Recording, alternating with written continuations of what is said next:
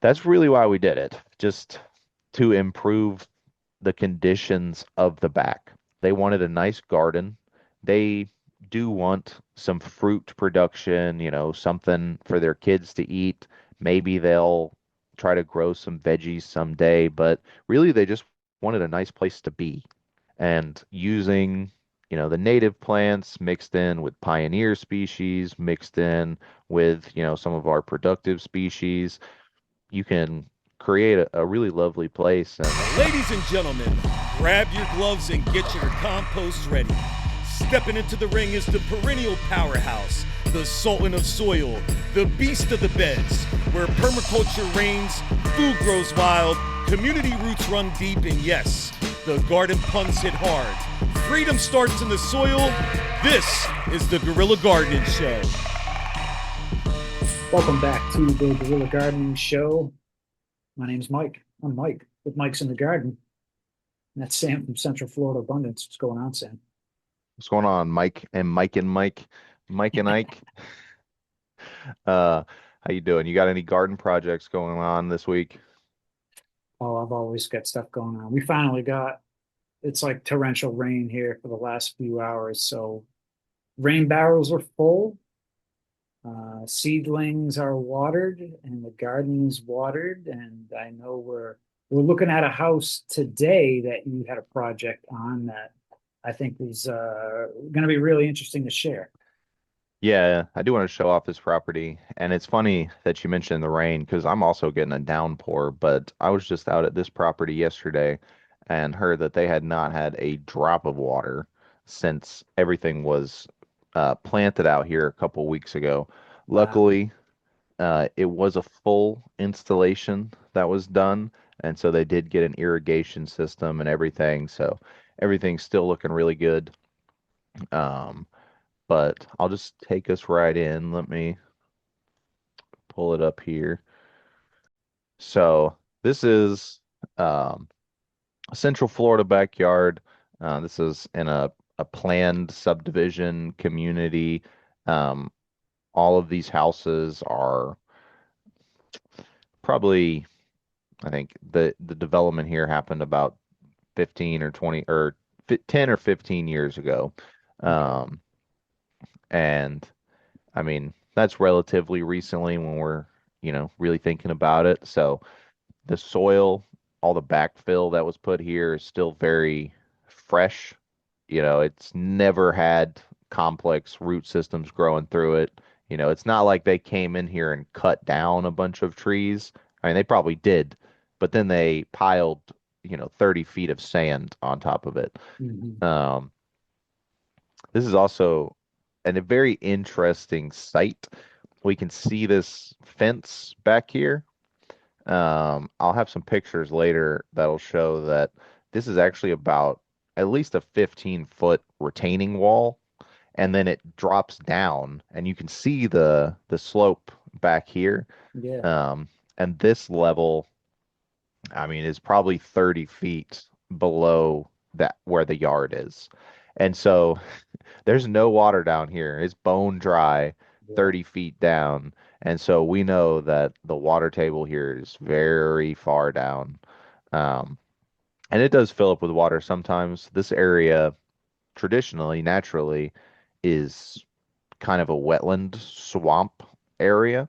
Uh, and so to build the homes here, it had to be, built up pretty high.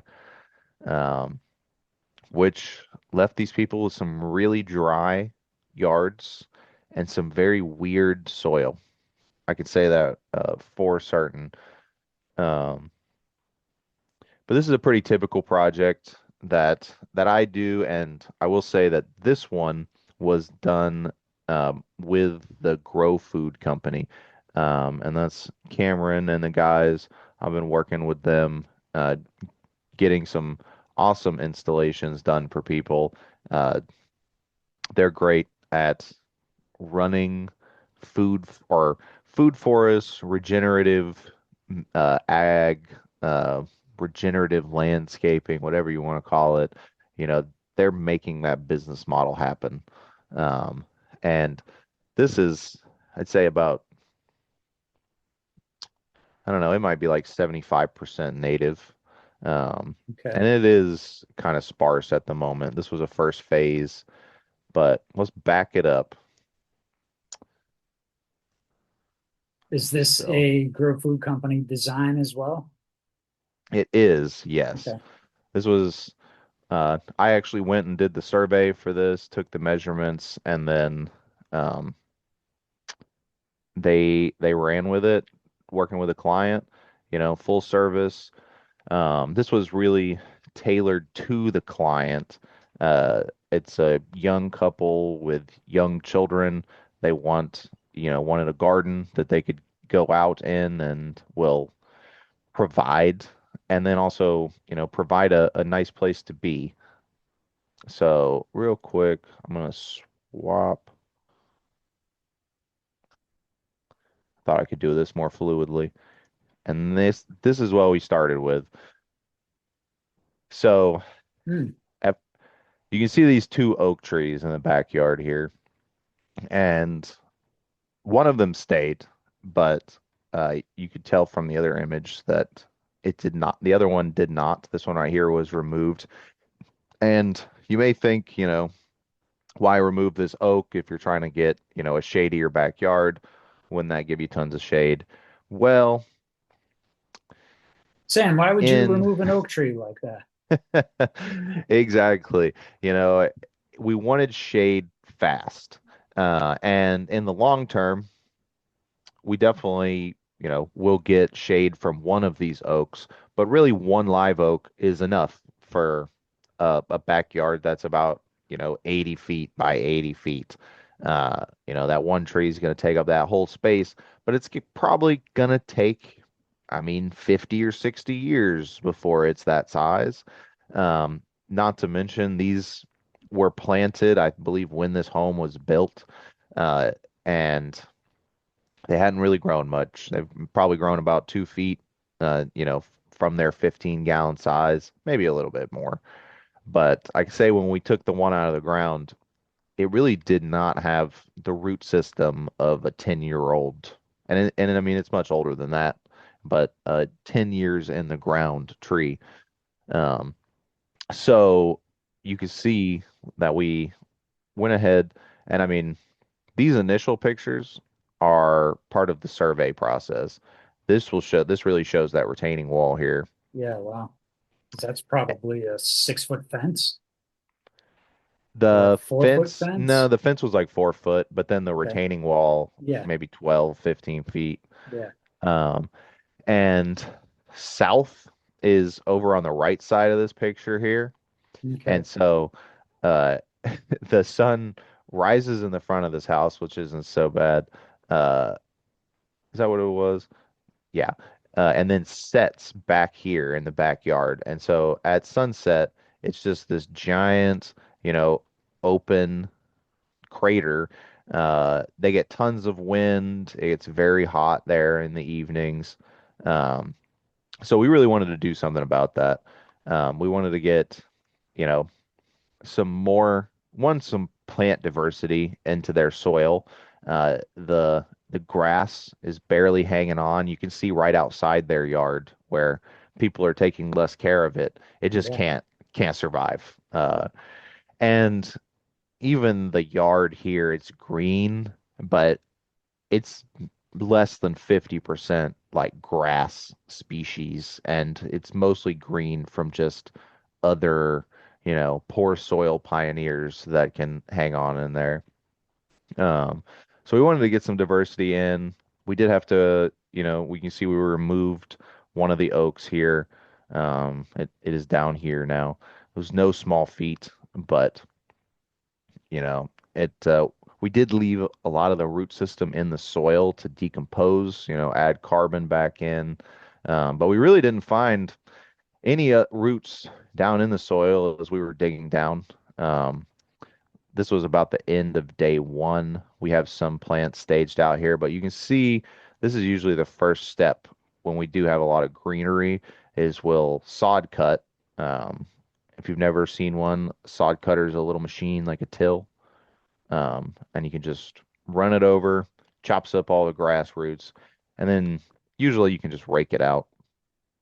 It sounds easier than it feels when you're out there and it's 100 degrees and you're Sure. like raking every little root out, but I assure y'all it's easier than trying to dig it all out. Um, and we did have the design from the Grow Food Company, and all these bed shapes were part of the design. And the intention here, these two beds are not connected. This is an irrigation line. And so it looks like that, but the intention is that eventually these beds right here are going to connect and then incorporate this as well.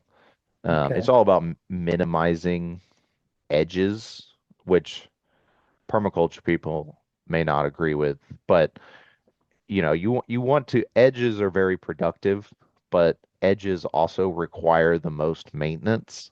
And so, we want as few edges as possible in the end. But you still utilize your edge zones.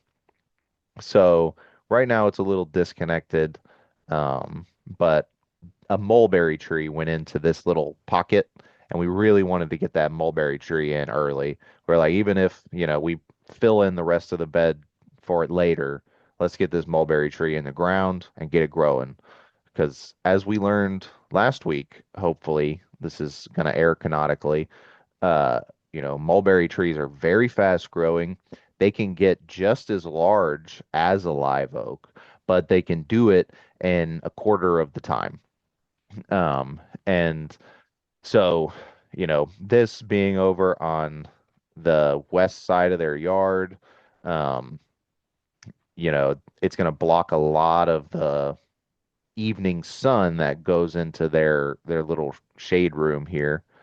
And also, they have young kids, so mulberry trees are just great to have around. Sure.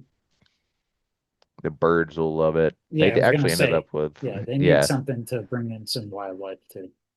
and that's why we actually gave them two mulberries. Okay. So they ended up with the one in that circle. That's us hanging out, not doing anything, whatever. Uh, the one in that circle is a Tice, I believe, large mulberry, large tree, large leaf. But then we also planted an everbearing, and then the everbearing is what I like to use to feed the birds. Uh, but you see here, this is probably around the end of the second day, and it looks a lot different. Hmm. Um, we brought in about 5 yards of compost, really nice compost. Um, it was made from manures and forest material. So, it was really well broken down, real rich, and did not smell like methane, which is a good sign. I don't know if you've ever gotten one of those like bulk compost deliveries and it's got big old chunks of stuff in it and it just kind of s- Yeah. smells interesting. You're like, I don't want to Hmm. dive into that really. Uh, no, but this was really good. And so we took those areas that we'd cut all the grass off of. We spread the compost over evenly on everything. And then, fortunately enough, we have an auger. Um, you familiar? Oh yeah. Yeah. Yeah, big old drill for the ground. This is not one of the drill augers that you just hold. This is a big old gas powered, you Yeah. know, it'll go about 3 or 4 feet Up down. up north, we use them for ice fishing. That's how you get your holes in the ground. Yeah. Oh, oh my God. I can't imagine using one of those on a frozen lake. When I saw Oh, people using them in the dirt, I'm like, don't they know that's for the ice? oh, that'd be Much, terrifying. much easier in the dirt. It would. I mean, I can't imagine because it's not necessarily easy in the dirt. I've Yeah, it's caught probably little a roots special and blade or stuff, and something, but yeah, maybe. But for these large trees like we were planting out here, these are 10 and 15 gallon yeah, fruit trees. Um, the thing we ran into because of this is all builders sand and clay is that weird soil. So this is one bed we did. I probably have okay. another picture of it light Uh, brown and then like a tan brown. yeah. And so these little faces you see are from the auger. I go in 3 times and then we just chop up all the dirt in between. So these holes are probably 10 feet away from each other, if that. And this one is very heavy in clay. Hmm. And when we tried digging into the hole, it was very compacted. I mean, it was very difficult to dig through. It felt like, dried clay. And then right over here, it felt like we were at the beach. I mean, loose, powdery. You couldn't even get it out of the hole because it was just so, flowy. Um, and I mean, that was the most dramatic, but you can see back here, we kind of had the same thing. Um, this one was more clayey. And that was really all we put in. You can see our mulberry's small right now, but it's gonna be real Yeah. big. Hmm. This was our other mulberry tucked in here. Um, but then in the understory, I think we did firebush, beautyberry, and then the native Darrow's blueberry. And the Darrow's blueberry is really good with dry soils, which they're gonna have up here. But really, the beautyberry and the firebush we could do because it's on irrigation. Normally, this dry, this sunny, you couldn't get those species to go. Um, but then for like our overstory, because we were talking about how we want shade really quickly. This tree right here is a jacaranda, or as I was corrected at least a dozen times while I was trying to buy this tree, jacaranda, which does not sound like it can be right. I f- I feel like the correct pronunciation involves some rolling of R's Sure. somewhere in there, but I can't do that. So just bear with me. But the jacaranda, uh, it's a flowering tree in the pea family. And so it's a pioneer species. It likes poor soils. It grows really rapidly. And it's pretty. And then it drops its leaves throughout the year, which adds a lot of organic matter and nitrogen to the top layer of the soil. Um, and so that is really what replaced this oak that had been in this location. And so it's not going to get, live oak size ever, hopefully. Um, but I mean, it can be 20, 30 feet tall in less than 5 years. Wow. Okay. And so that's going to provide a lot of shade. And it's not a fruit tree. It can, be used as chop and drop. That's probably what's going to happen with it here is we'll let it get big, but then in the wintertime we'll cut it back and then use it to feed the system. Um, and then right next to it, though, is one of your favorite trees to grow fast and make lots of shade is the Jamaican cherry or the Hmm. strawberry tree. Um, I know yours didn't do so well. These people actually aren't too far from you. Maybe you just slide on over and borrow some of their cherries. Steal cherries from their children. Yeah.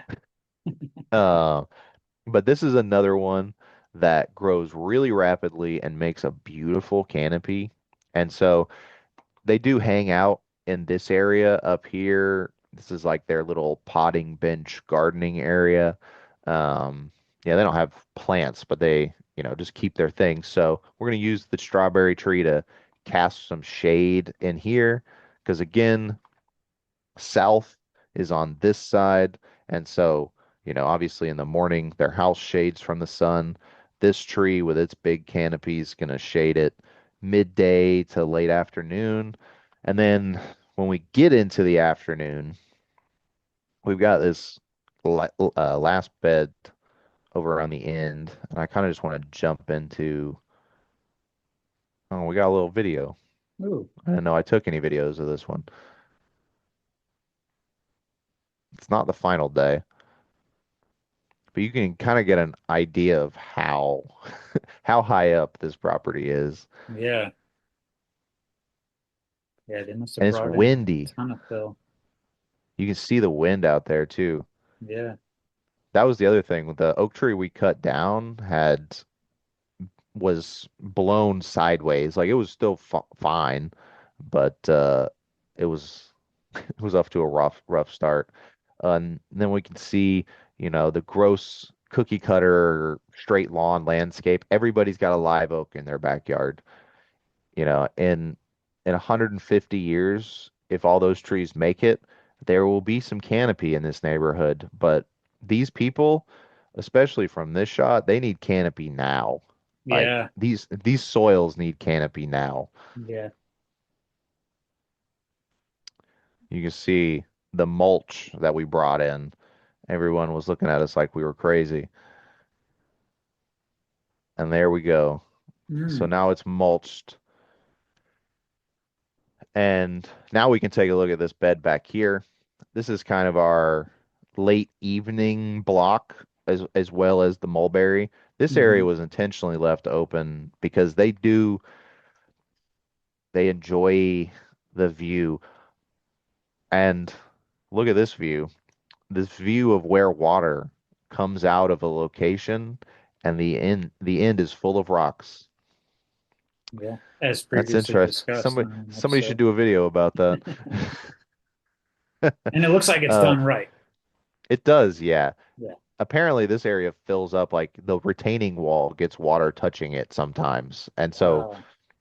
it's a flood path. But anyways, this bed back here is I mean the thought was that it's on this slope, but I mean realistically in this yard, this slope is not going to be much different from the top of this hill when, the bottom of the hill is 30 feet down. But at the end of or the top of this slope, we've got an olive tree, and then we've got an avocado, which are gonna fill in, be kept bushy, not too tall, and then just left to, be productive, but then also block a lot of the view from over here. Um, and there's also a fig in the middle, which I don't know if it'll ever block any view.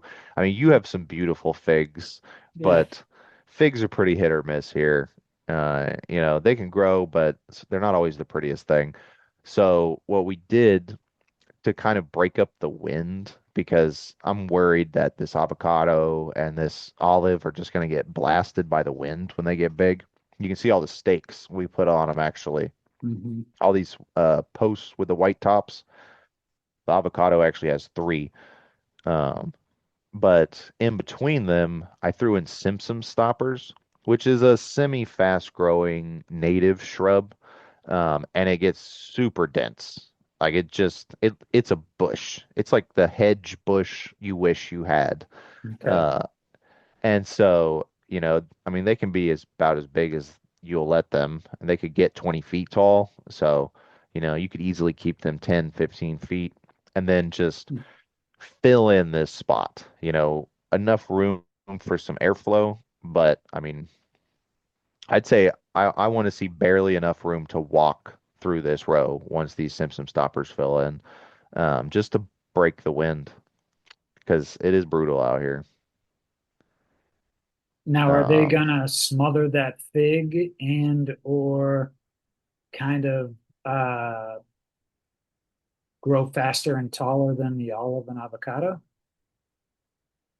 they definitely won't get taller. And so, really, my thoughts with this is plants are going to grow into the space they have available. The avocado's fine. It's already much taller than anything else out here, so it's going to have that sunlight. Okay. The olive, it's got the whole evening sun, full sun over here.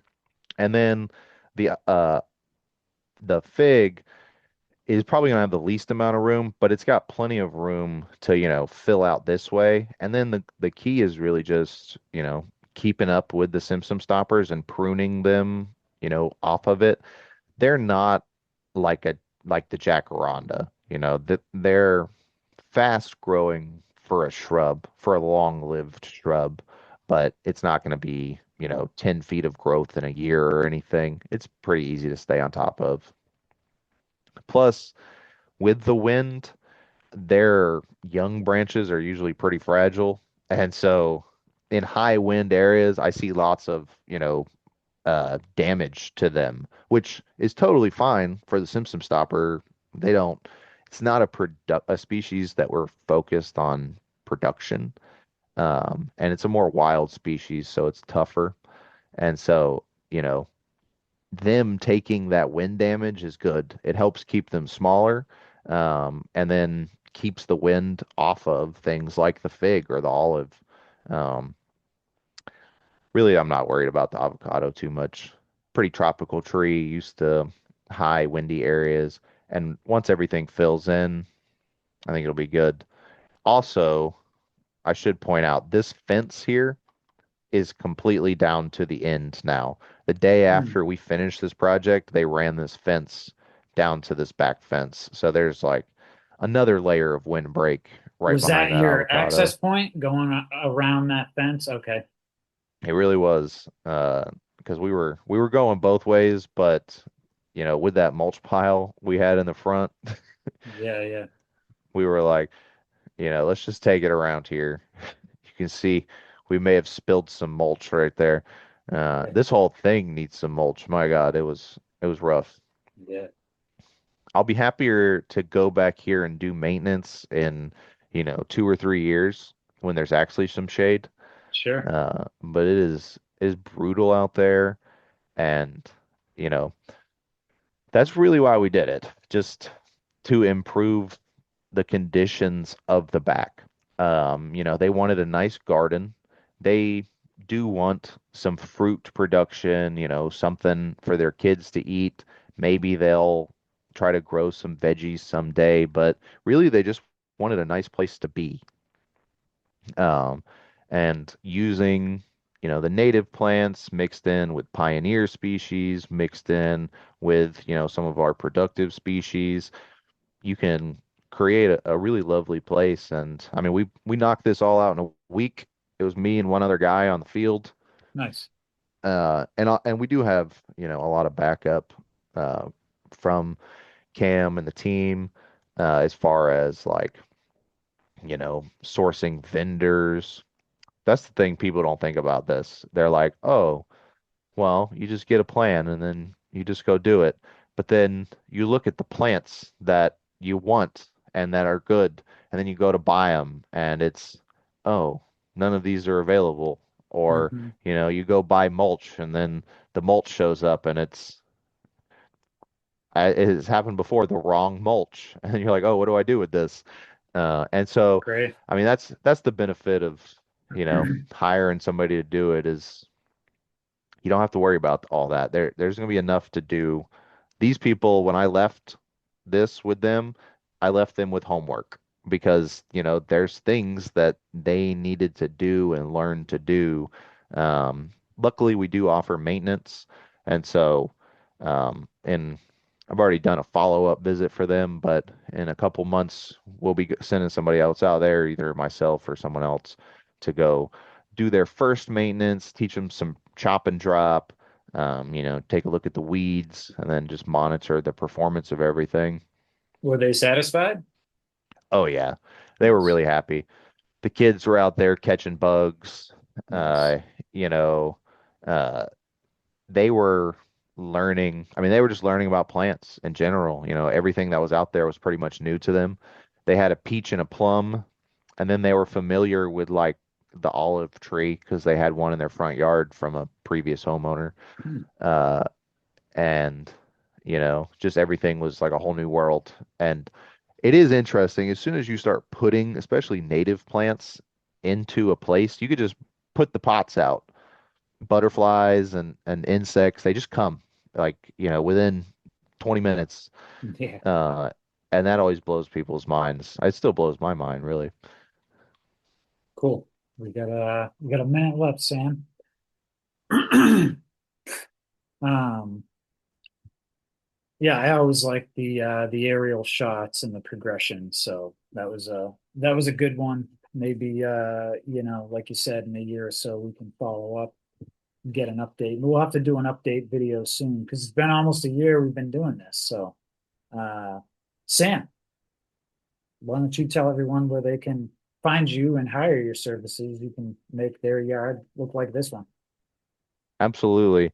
Specifically this, we're going to talk about the Grow Food Company.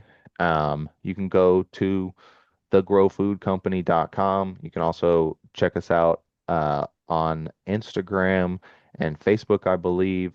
You can schedule consultation or a phone call to get your design started. Or if you already have an existing system, we also offer maintenance, and you'll be getting to meet Cameron, who's a great individual, and he'll be your main contact and get you set up in the system.